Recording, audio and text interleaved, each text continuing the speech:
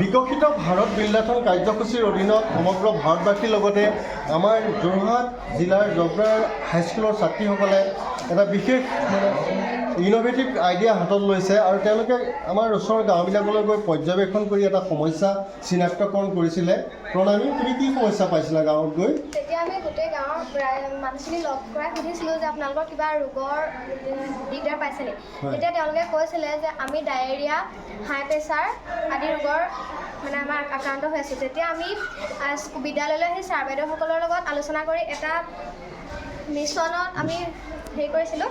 তাতে আমি কুজি ঠেকেৰা অলপ দি তাৰপিছত আৰু নিমখ, চেনি আদি মিশ্ৰণ কৰি পানী দি এটা নিশাৰ বাবে ৰাখি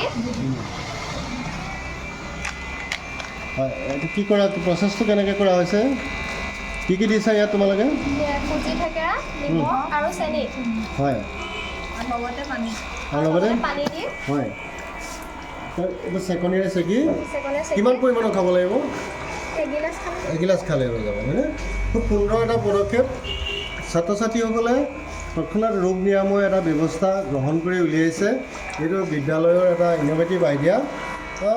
বিকশিত ভাৰত বিল্ডাথন কাৰ্যসূচী সফল ৰূপায়ণ কামনা কৰি আমি ইমানতে সামৰণি মাৰিলোঁ। ধন্যবাদ।